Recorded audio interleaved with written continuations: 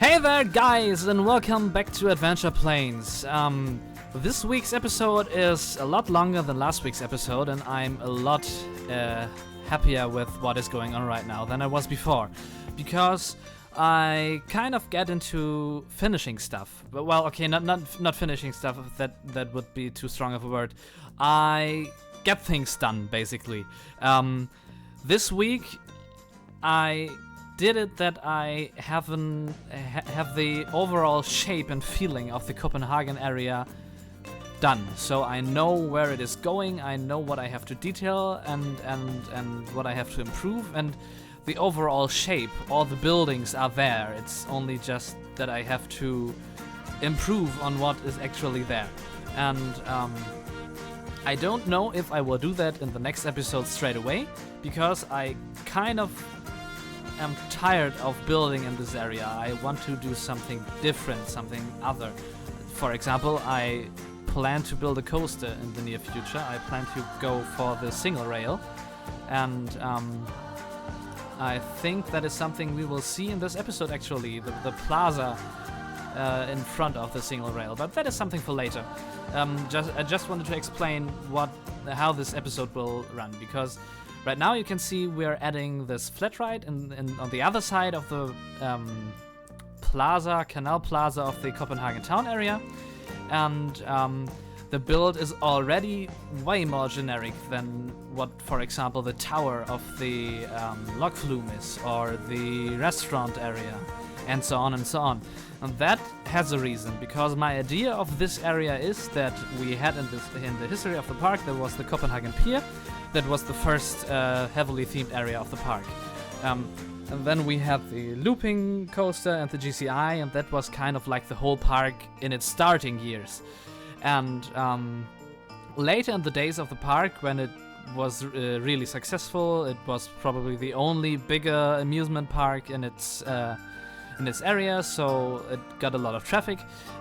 They decided to add this heavily themed Copenhagen town area with this Logflume and the story that is told and so on. I have not settled on the story, by the way, but I will write something for it and I will try to tell it with the theming of the Logflume. And the idea is that they built this area and they had a very high budget for it, but in the end the budget went kind of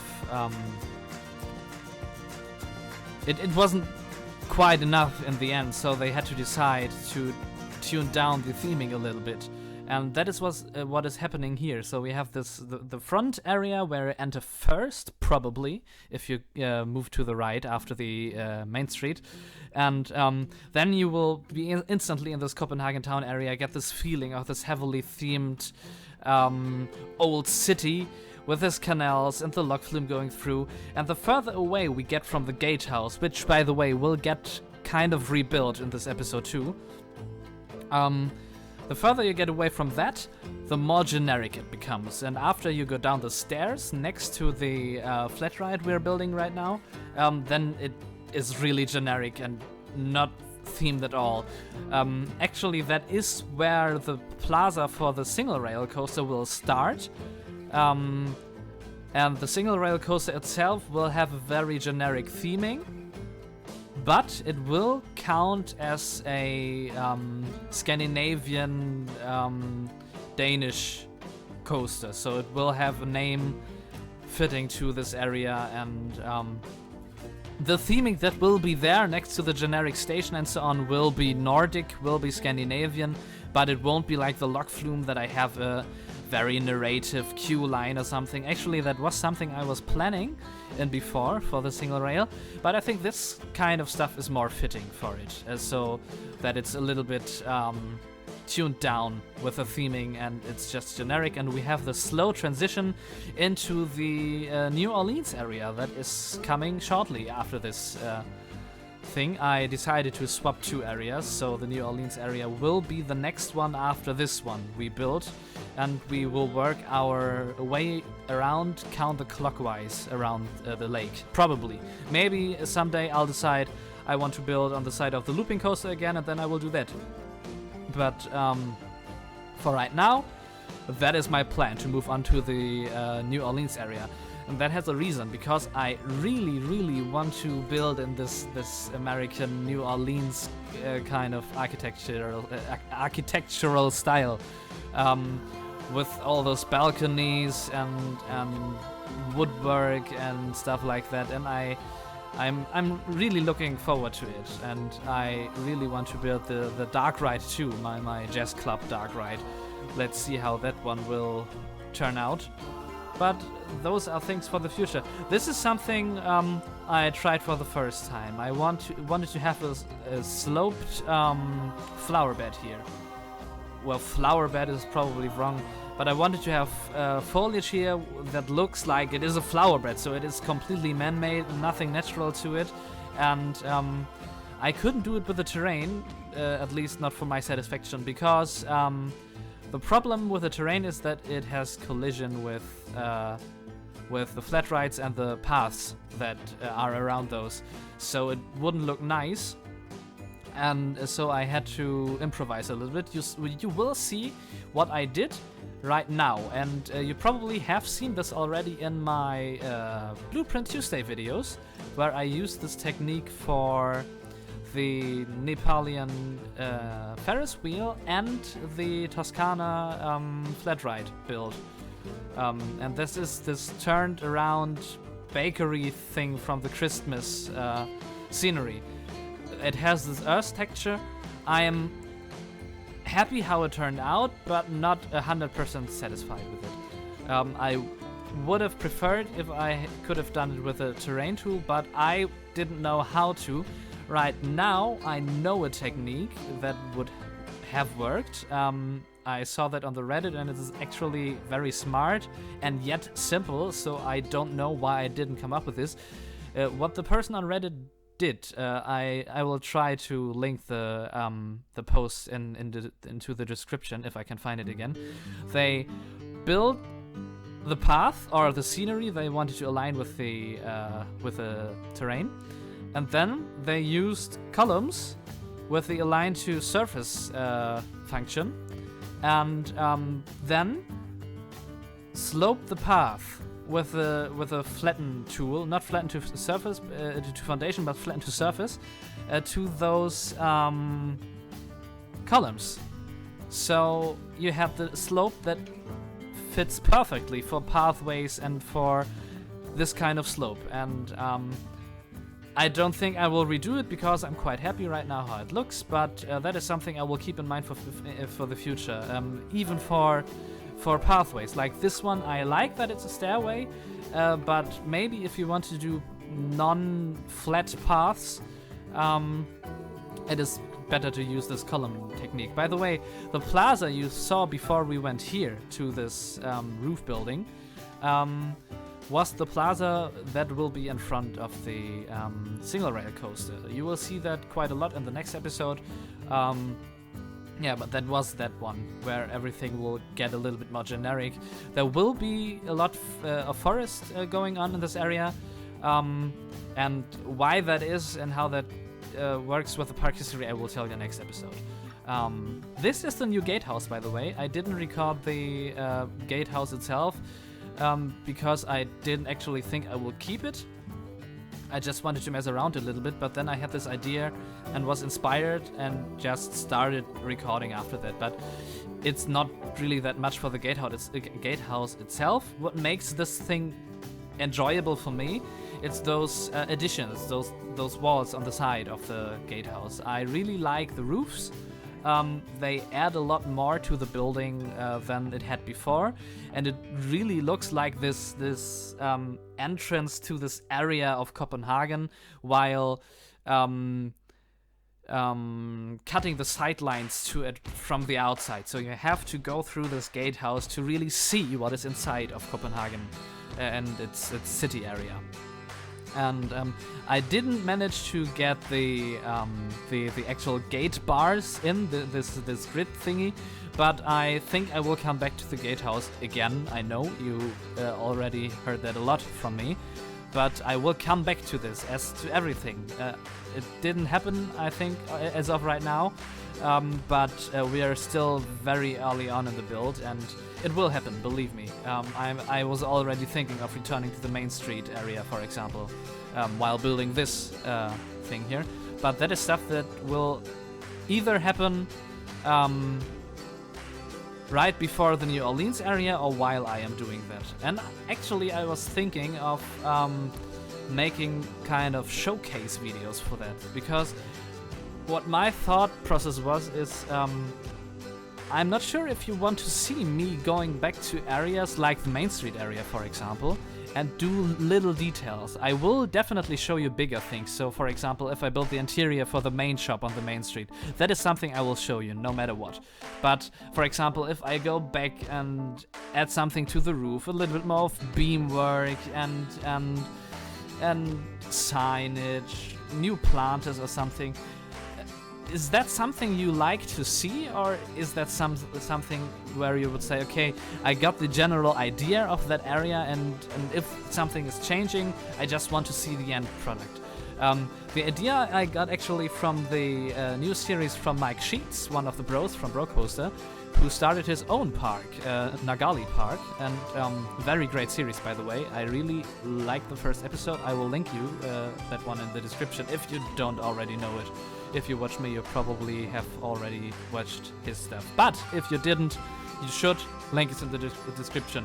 And he had a very unique approach to... By the way, this tower is a big fail. He had a very unique approach to how his time-lapse and cinematic videos work. Because what he is doing is not putting one big time-lapse in your face and then says, here, watch it if you want to see how everything looks. Either you have to go in the back to the back of the video and see if there are any cinematic shots, which I will begin to do, by the way, in the near future. I messed around a little bit with the cheat engine already. And what he does is he records 1 hour of gameplay and of him building. And no matter how far he has gotten with the area, after 1 hour, then he stops the time lapse, finishes the project he is doing in that moment. For example, he builds the mountain for coaster theming or the station or whatever, and then after he finished that, he makes cinematic shots of the whole area. So what this and he does that 4 times per video. So what this does is he gives us a general idea of the area, how it will look, how it will feel, what will be in there, what is the idea behind it, and then he finishes it and shows us how this idea turned out. And while I still like to watch time lapses that showing the whole product, how it is finished and started and everything, I think for my kind of style of building, the stuff that I build something, it isn't 100% done, maybe just 70 or something like that, and then I return later. That is something I really could cut out by doing either those cinematics or just videos where I walk through the park and show you stuff I've added later in the build. So just tell me what you think about that, and I will do so accordingly to what you guys say, because for my production stuff, it doesn't really matter. It doesn't affect my productivity, I think. I hope. Yeah, so here we are building one shop area, one ice cellar, I think it is. And I realized I built one of those later on this side of the street too, so I probably have to change that up actually. But that is not that important. It is more for the looks anyways. And here you already can see that I built those buildings on this side of the canal, more generic than on the other side. And that has a reason, because I told you already of the budget problems the park had and the time where they added this area. And they began really early on. The Logflume was very expensive. It was more expensive and did take a longer time to build than they thought and than they expected. And so they had to turn down their budget very early on.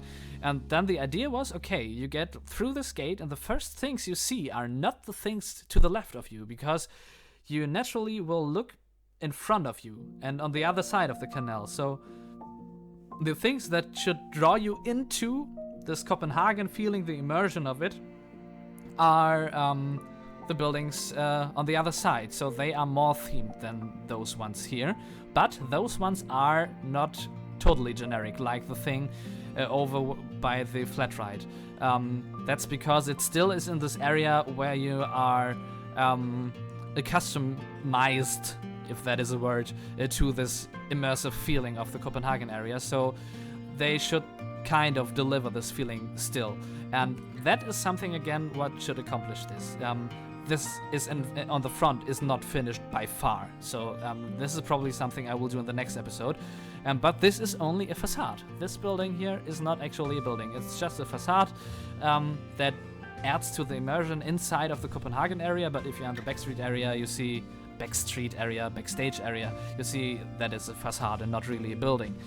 There is a building behind it for storage and stuff thingies going on, but not really a functional building for the guests in the park. By the way, this station is really giving me a headache. I probably think I have to take out the roof. Anyways, the roof is basically bad, but the wall too that I first built there, because it wasn't aligned to the station, and while I built it, I thought I could arrange with that, but I can't, so I have to remove it. And now you can see one major problem of mine, and that was connecting those two with the path. That was just it. I don't know why, but it didn't want to work out. I got it done in the end. I don't remember how, but I did it. Let's see how I did this. I'm actually really curious right now. So first I had to get it to the level of the path. Then I have absolutely no idea. Or did I just say screw it and didn't do it? No, I aligned them, I think. I think I did. Let's see. Yes. Yes, then I built that one. I remember.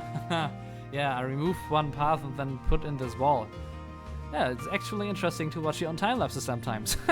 And this will be somewhat of a restaurant area, but not like on the other side where there is an actual restaurant with an interior that I probably will build or not. I still am not sure. But this is more like a fast food restaurant where you have the seating area and you get hot dogs and drinks, and that's it. Not real restaurant food. And to talk about the restaurant on the other side, the actual restaurant, I had this idea of building an interior and building a balcony inside of the themed area where the Logflume is going through the sewers of Copenhagen. That is something I can remember. I was at Disneyland Paris when I was 6. That was my birthday present from my parents. Maybe a little bit too early because I basically couldn't ride anything. So we had to ride the shit out of the Dumbo coaster. That is nothing more like a fast train going in circles. But I remember from the Pirates of the Caribbean thing, Logflume, I think it was a Logflume, from the water ride, that there was a restaurant down in the caverns where you were going around, where you could eat like lobster and stuff like that. And I really like the idea of not copying, basically it is copying this idea and build a restaurant area inside the sewer area where you will see it from the Logflume itself. Not sure how and if I'm going to do that, but I like the idea, so I probably will do it. And this is for the seating area in the fast food restaurant. I really like the design. It's very modern and it supports the idea of the whole area getting more generic. So again, not like wooden chairs, old stuff for this old city of Copenhagen, but this very modern metal seating areas. Done.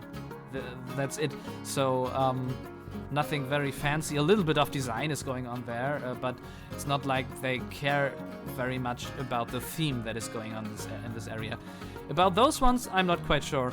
Those will probably get replaced with higher tables on the wall and stools.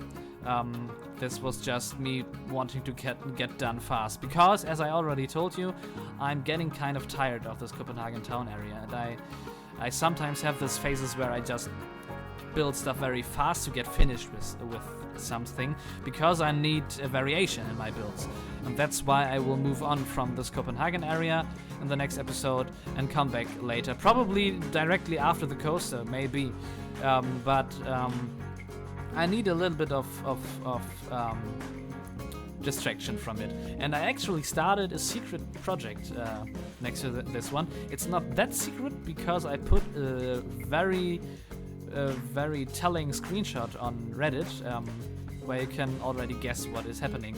By the way, what I'm doing here is destroying a little bit of the idea of my Logflume going long through this sewer area, for the fact that I need more cars to be for it to be functional, because I only could add 4 in before I did this, and now I think I have 13 or 14, and that is way more realistic, because now the people can actually ride this thing without waiting for 300 years, so the cars get back. This one is the most generic building on this side. This is the bridge house, or however you want to call it, that one where the canal enters the city. That will probably have the grid thingy metal thing that I didn't put in with the gate. By the way, gate metal thingy thing is the best word ever. I think it was like that or something like that.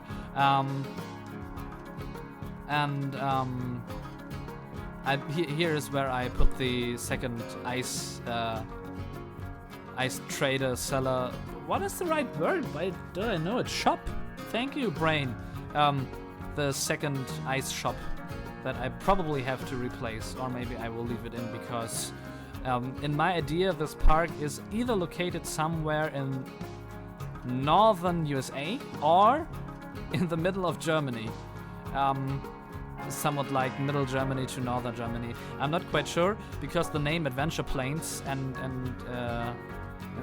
stuff like that really isn't typical for Germany. So we will see what I do with it.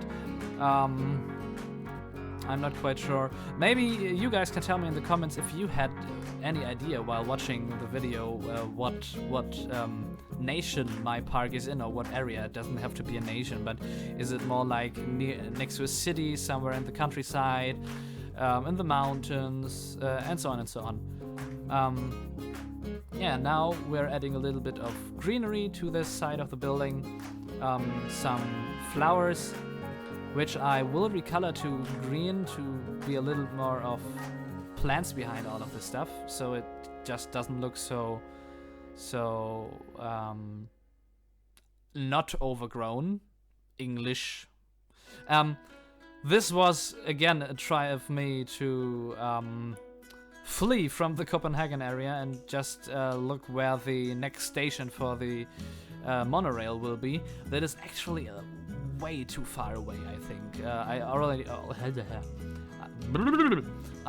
thought this while building this monorail there, but I have a very specific idea for this cliffside where it goes up and behind. So I cannot put the station there. But where the station is now, that will actually, I think at least, be the area where the Alpine area will start.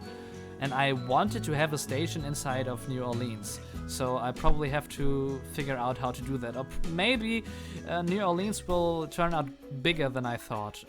That is possible too, because everything turns out bigger. Turns out bigger than I think, and that is not only down to the scaling issues of Planet Coaster. That is just me underestimating how much space things actually take. This is, by the way, something I again saw on Nagali Park, working with the smallest settings on the terrain tool. What he wanted to achieve was a very artificial look for his rock work areas without using actual rocks for the frame rate and stuff. And I really liked that idea. He wanted to have those plastic mountain stuff you see in smaller theme parks or in... Oh, that is the end of the time lapse. I didn't see that. Well, I will give you some screenshots while I'm still talking. You wanted those plastic rocks, look for it, and I just want this man-made rock thingies for this. So I used the same technique and it turned out very well. I liked how it looked. I will give you some screenshots, and now, because I don't want to give you too many screenshots, thank you all guys for watching. If you like my stuff, please leave a comment, leave a like, subscribe to my channel, follow me on Twitter and on Facebook. And yeah, thank you for watching, and I see you next week. Bye bye!